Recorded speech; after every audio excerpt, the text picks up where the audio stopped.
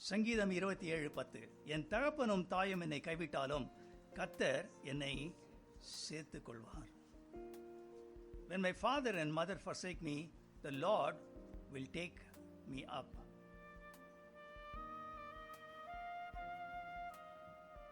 கைவிட்டாலும் அப்படின்னா என்ன அர்த்தம்னா, சாதாரணமாக பெற்றோர் கைவிட மாட்டாங்க.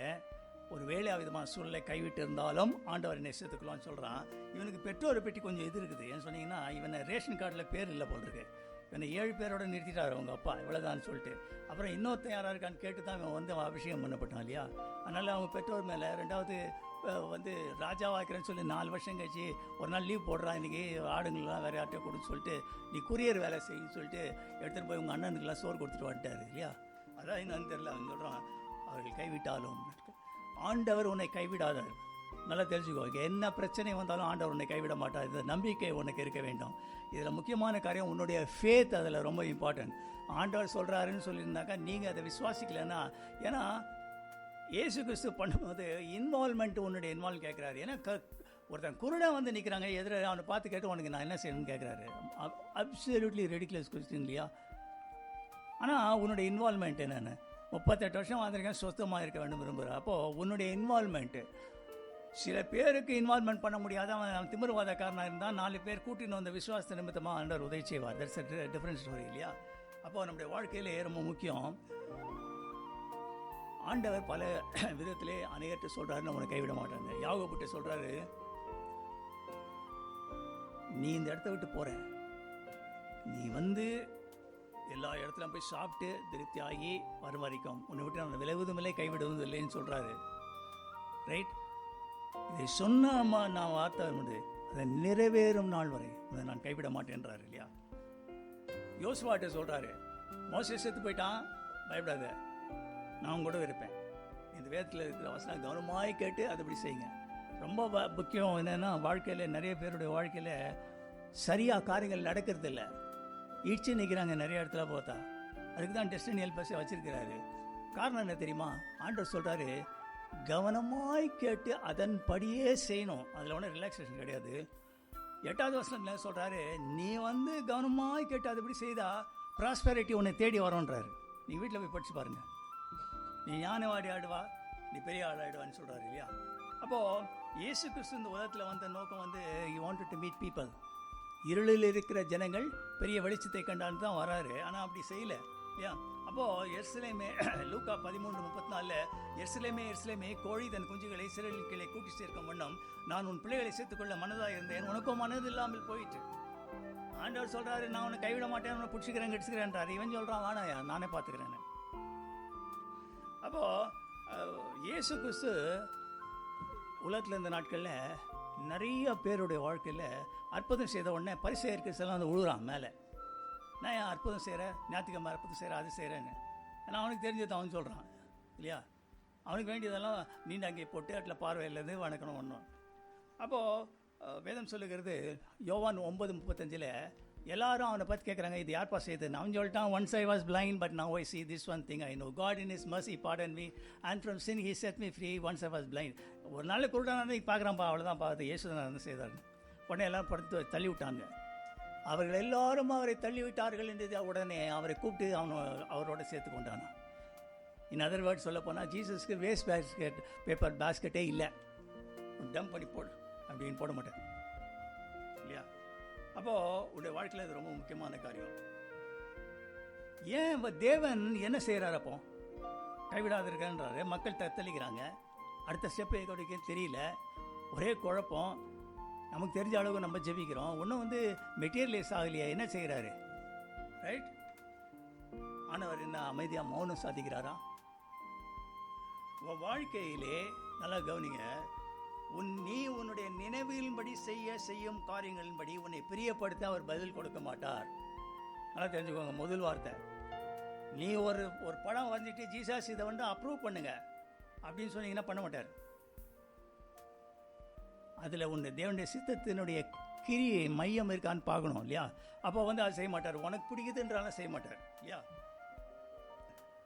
பிள்ளைகள் எக்ஸாம் மாதிரி நீ எக்ஸாம் எழுதும்போது உனக்கு சொல்லி கொடுத்த டீச்சரே பக்கத்தில் வந்து நின்னா, டீச்சர் இந்த மார்க் அப்படி காமிச்சிங்கன்னா சொல்லிக் கொடுக்க மாட்டாங்க. ஏன்னா அவங்க செய்கிற வேலை வேறு. உனக்கு டெஸ்ட்டை வச்சுட்டு இருக்கிறாரு, பக்கத்தில் வந்து நின்னா கூட அவர் சொல்லிக் கொடுக்க மாட்டார். ஏன்னா என் டெஸ்ட்டில் தான் வந்து டெஸ்ட் மணியாக வரும். ஒரு வேலையிலேயே சொல்லுங்கள், டெஸ்ட்டில் தான் டெஸ்ட் மணி வரும், மெஸ்ஸில் தான் மெசேஜ் வரும். Every miracle in the Bible started with a miracle, with a problem. Bible இருக்கிற அத்தமே வந்து ப்ராப்ளம் எல்லாம் வந்து இதால தான் வந்தது இல்லையா? அப்போ அவன் வாழ்க்கையில் இது ரொம்ப முக்கியம். ஒரு 2 காரியம் சொல்லிட்டேன் குயிக்காக. நினைவின்படி இருக்க காரியம் உன்னை பிரியப்படுத்த பதில் கொடுக்க மாட்டார். 2வது டெஸ்ட்னா ஹெல்ப் பண்ணுறார். 3வது பார்த்தீங்கன்னா, ஆண்டவர் ஒரு டைம் வந்து சில பார்த்து சொல்கிறார், உன்னை ஆசீர்வாதத்தை உயர்க்கிறேன்னு சொன்னால் அவ்வளோதான். சில வேலைகளில் அதுக்கப்புறம் பதில் கட்டிகிட்டே வருவார். யோசேப்பு கிட்ட கூட டைரெக்டாக பேசல, ஒரு சொப்பனம் பேசினார். அதுக்கப்புறம் எங்கேயுமே பேசவே இல்லை ஆண்டவர். It doesn't mean that is for second name. எல்லாமே நல்லா நடக்கலை, எங்கே போனாலும் ஃபெயிலியர். சட்டை கழட்டுறான், இங்கே அவன் சட்டை கழட்டுறான், அவன் சட்டை கழட்டுறான், இன்னொரு சட்டையில் ஜெயில் சட்டையை போட்டு உள்ளே போட்டான். அப்போது நம்முடைய வாழ்க்கையில் ஆண்டவரை தொடர்ந்து உன்னை பிடிச்சிட்டு வர மாட்டார். ஒரு காரியம் உண்மையாக இருந்து செய்யணும்னு நினச்சி ஆண்டவர் செய்து சொல்லியிருந்தார்னா, உண்மையான தேவனுடைய ஊழியமாக இல்லை அவன்கிட்ட பேசியிருந்தார்னா நிச்சயமாக செய்ய மாட்டார். டெஸ்ட் ஹாலில் இருக்கும்போதே உனக்கு பக்கத்தில் வந்து நிற்கிற டீச்சர் வந்து சொல்லிக் கொடுக்க மாட்டாங்க. ஏன்னா ஆண்டவர் சில காரியங்களை நம்மளை வணைந்து கொண்டு இருக்கிறார். ஒரு லெவலுக்கு போகும்போது ஆண்டவர் சோதனையிலே சூழ்நிலையிலும் உனக்கு தப்பித்து கொள்வதற்கான ஒரு மார்க்கத்தை அவர் கொடுப்பார். அடுத்தது, உன்னுடைய ஞானமற்ற ஜபத்துக்கு அவர் பதில் கொடுக்க மாட்டார். சில காரியங்கள் நீ கேட்குறப்ப உனக்கு நீண்ட எதிர்காலத்தில் ஆசீர்வாதம் கொடுக்க மாட்டார்.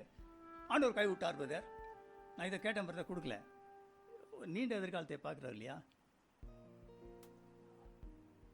அவர் என்ன சொல்கிறாரு, உன்னை கொடுத்த நினைத்துக்கிற நினைவுகள் சமாதானத்துக்கு ஏற்றவை. லாங் ஃப்யூச்சரை பற்றி சொல்கிறார் அவர். ரைட்? அப்போது ஆண்டவர் வந்து உன்னுடைய திங்கிங், உன்னுடைய ஞானமற்ற ஜபங்கள், இதுக்கெல்லாம் வந்து ஒரு பதில் கொடுக்க மாட்டார். ஒரு கிராமத்தில் ஒரு எல்கேஜி சின்ன கிண்டர் கார்டன் ஸ்கூல் இருந்து ஒரு சின்ன பையன் யூகேஜி, அவன் போகல ஸ்கூலுக்கு. சின்ன ஊர், அந்த டீச்சர் அம்மா வேலை கிடச்சிட்டு ரொம்ப நாள் கஷ்டப்பட்டு அவங்க என்ன பண்ணியிருக்காங்க, இந்த பையன் 2 நாள் வரலேன்னு பார்க்க வந்திருக்காங்க. அவங்க தூரத்தில் வந்த உடனே அவங்க தாத்தா வந்து வாசலில் சேர் போட்டுக்குவான்னு சொன்னாராம். டேய், நீ லீவ் போட்ட டீச்சர்கிட்ட அம்மா தேடி வந்துட்டாங்க, எங்கேயாவது ஒழிஞ்சிக்கோடா நீ, நான் வந்து அவனை சமாளித்து விட்டுறேன்னு. அவன் சொன்னான்னா, தாத்தா ஆக்சுவலாக நீங்கள் தான் ஒழிஞ்சிக்கணும், ஏன்னா நீங்கள் செத்து போயிட்டீங்கன்னா லெட்டர் கொடுத்துருக்கேன் தாத்தான்னு பாருங்க. அவனுக்கு தெரிஞ்சது அவ்வளோதான். அப்போது அடுத்தது பார்த்தீங்கன்னா, ஆண்டவர் ஒரு வாக்குத்தத்தம் கொடுத்தானா அது கூட ஒரு கட்டில் இருக்கும். there is always a price tagனு சொல்கிறாங்களே, எதுவுமே nothing is free. ஒரு வசனம் இருக்குதுன்னு சொன்னீங்கன்னா இதுக்கு முன்னால் ஏதாவது சொல்லியிருப்பார் ஆண்டவர். ஆண்டவர் சொல்கிறாரு, நான் உன்னை கொடுத்த நினைத்துக்கிற நினைவுகள் சமாதானத்துக்கு. நினைத்துக்கிற நினைவுகள் என்ன உனக்கு தெரியணும்ல? 7 காரியம் சொல்கிறாரு. நான் நினைத்துக்கிற நினைவுகள் இதுன்னு 7 காரியம் சொல்கிறாரு. அதை செய்தால் தான் உனக்கு. எல்லாரும் கிளைம் பண்ணுறாங்க அந்த வார்த்தையை. Lovely word brother. I know the thoughts for you, it's not for evil but for good. ஓ சரி, இந்த மாதிரி சூழ்நிலையில் கைவிட்டாருன்னு இருக்கும்போது, நீ கேட்குற கேள்விலாம் செட் ஆகும் போது சாத்தான் என்ன செய்வான்? சாத்தான் உன் நம்பிக்கையை விட்டு விடு என்று சொல்லுவான். அது ரொம்ப முக்கியமான காரியம் இல்லையா? 2வது, டக்குன்னு அவன் செத்து போன உடனே ஒரு பொருளை கிளப்புறான். ஏய், போதுகிற வர தொந்தரவு பண்ணாத, அந்த பொண்ணு செத்து போயிடுச்சு. அங்கே உள்ளே போனால் நிறைய பேர் இருக்கிறாங்க. ஜீசஸ் சொல்கிறாரு, இவங்களுக்கு எல்லாம் வெளியே அனுப்பு. If God wants to perform a miracle in your house, all unnecessary thing, naysayers எல்லாம் வெளியே அனுப்பணும். அப்போது ஆண்டவர் அற்புதங்களை செய்வார். 2வது சொல்வார், சாத்தான் என்ன சொல்லுவான், நீ ஊழியம் செய்யணும்ப்பா, 100% ஜீசஸ் நல்ல ஒரு ஊழியம் செய்ய, ஆனால் நாட் டுடே. உனக்கு என்ன யங் மேன், நீ இது மாட்டி யங்கே வராது, கொஞ்ச நாள் இரு அப்படின்னு சொல்லுவான். 3வது என்ன சொல்லுவான் தெரியுங்களா? உனக்கு வந்து ஆண்டவர் ஒரு காரியம் செய்யும் போது பேரலெல்லாம் இன்னொரு காரியம் நிறுத்துவான். ஒரு வேலையாக இருக்கலாம், இல்லை ஒரு மனைவியாக இருக்கலாம், யாராவது கொண்டாந்து நிறுத்தி உன்னை வந்து டீரெயில் பண்ணிவிடுவான், உன் டெஸ்டினியை விட்டுடுவார். அதான். 4வது வந்து என்ன சொல்லுவான், எல்லாரும் நல்லா இருக்காங்கய்யா, இங்கே இருப்பீங்க நிறைய பேர். அதை சொன்னவங்க எவ்வளோ எல்லாம் நல்லா இருக்காங்க பிரதர், நாங்கள் தான் ஆண்டவர் எங்களை தான் கண் வைக்கிறேன். ஒரு கண்ணில் எப்படி பார்க்குறாரு, ஒரு கண்ணில் அப்படி பார்க்குறாரு. சரி, அடுத்தது பாருங்கள். உன்னை கண்ணை வச்சு பிடிப்பான், சிறையிருப்பில் போட்டு லாக் பண்ணி கீழே வச்சுக்கோ. அப்படி தானே பேதுரு வச்சுருந்தான். நாளைக்கு காலையில் ஸ்லாட்டர் பண்ணிடலாம், கோழி அறுத்துடலான்னு பார்த்துருக்கான். அவன் தப்பிச்சுட்டு இருக்கிறார் இல்லையா. அடுத்தது டூல்ஸ் ஆஃப் எடிஃபிகேஷன் இருக்குது. ஜெபம், வேதம் வாசிப்பு, ஐக்கியம், உபவாசம், துதி. இந்த 5 காரியங்கள் டூல்ஸ் ஆஃப் எடிஃபிகேஷன். இதெல்லாம் ஊழியம் இல்லை.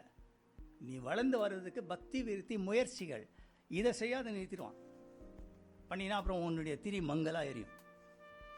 அப்போது இதுதான் காரியம், ரைட்?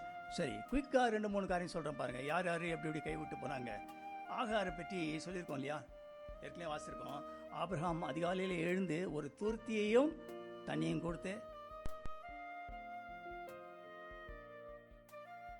போட்டு அமைச்சிருக்கலாம். அழகு யோசனை. இப்போ தண்ணி மட்டும் குடிச்சிட்டான். அப்போது கணவன் சில வேலைகளில் விட்டுருவான் மனைவியை. சூழ்நிலையை சொல்கிறேன். அடுத்தது பார்த்தீங்கன்னா, தாவீதுக்கு எது மகன். இவன் என்ன பண்ணா, தாவீது ஒரு பெரிய தப்பு பண்ணிட்டான். எல்லாமே நல்லா முடிஞ்சு அவன் சிம்மாசனில் உட்கார்ந்த உடனே என்ன பண்ணான், அந்த எருசலேமுடைய கதவுலாம் திறந்து விட்டான். யார் வேணா வரலாம், போடா, எனக்கு எதிரியே கிடையாதுன்ட்டான். தட்ஸ் நாட் ட்ரூ இல்லையா. நாளாவட்டத்திலே அவன் அங்கே நின்று வாசலில் நின்று அங்கே வருவாங்க போவாங்க ஆளுங்கள்லாம் கூப்பிட்டு, இந்த ராஜா சரியில்லை, நான் தான் உங்கள் விஷயத்தை நல்லா விசாரிப்பேன்றான். இல்லைன்னா மூடிடுவாங்க. அதை மூடிட்டு சின்ன கதவு வச்சுருப்பாங்க. அந்த சின்ன கதவு வழியாக தான் வரணும். அந்த கதவு பேர் ஊசி. ஏன் ஊசின்னு சொல்லியிருக்குன்னா, கேமல் வரும்பொழுது ஹைட்டாக இருக்கும், இது சின்ன கதவு. அப்போது கேமலு முட்டி போட்டு நடந்து வந்தால் தான் அந்த ஊசி உள்ளே வர முடியும். இயேசு அதை சொல்கிறார். இவன் நினச்சிட்டு இருக்கிறான் இந்த கோக்குற ஊசி இந்த சொல்லிட்டாரு, என்ன அது எப்படி இது உள்ளே போகணும்னு நினைக்கிறேன் நிறைய பேர். ஊசின்றது அந்த கதவு. ஒட்டகம் தாழ்மையாக முட்டி போட்டு அதில் அப்படி போனால் உள்ளே போக முடியும். அதான் ஜீசஸ் கோட் பண்ணுறாரு, அது ஊசின்னு சொல்லிட்டு. இவன் எல்லாத்தையும் திறந்து விட்டான், கடைசியில் வாசலேருந்து அடிச்சிட்டான். உன் பிள்ளை எங்கே இருக்குன்னு பார்க்கணும், வாசல்லேருந்து உனக்கே வேட்டு வைக்கதா பாருங்கள் ஊழியத்துக்கு இல்லையா. அது ரொம்ப இம்பார்ட்டண்ட். அடுத்தது பார்த்தீங்கன்னா, தாவீதுக்கு சகோதரர் எதிரிங்க. சரிங்க, அவன் தான் சொல்லிட்டாங்க, ஏதோ ஒரு பலவர்ணங்களையும் அவன் அப்பா கொடுத்தாருங்க பர்த்டேக்கு. அதனால் என்னங்க, எனக்கு என்னமோ பெரிய இதாக இஷ்யூவாக, இது பைபிளில் இருக்க சந்தேகக்காரங்க இஷ்யூவாக தெரியல. ஏன்னா நம்ம சிவிலைசேஷனுக்கு அதெல்லாம் நடக்கிறதுக்கு ஒன்றும் இல்லை. அதனால் அவனை போட்டு உள்ளே போட்டு ஆட்சி போட்டுருக்காங்கன்னா எனக்கு. அடுத்தது அன்னாளுக்கு ஊழியன். நான் இப்போ குழந்தை பிறந்த விட்டு போன வாட்டி சொன்னோம், இவனுக்கு ஊழியம் என்னென்னா, இந்த அம்மா பாவம் மனம் கசந்து அழுகுறாங்க. அவன் சொல்கிறான், என்னம்மா காலையில் குடிச்சிட்டு வந்துட்டுக்கிறேன்றான். எவ்வளோ வேதனையாக இருக்கும் இல்லையா.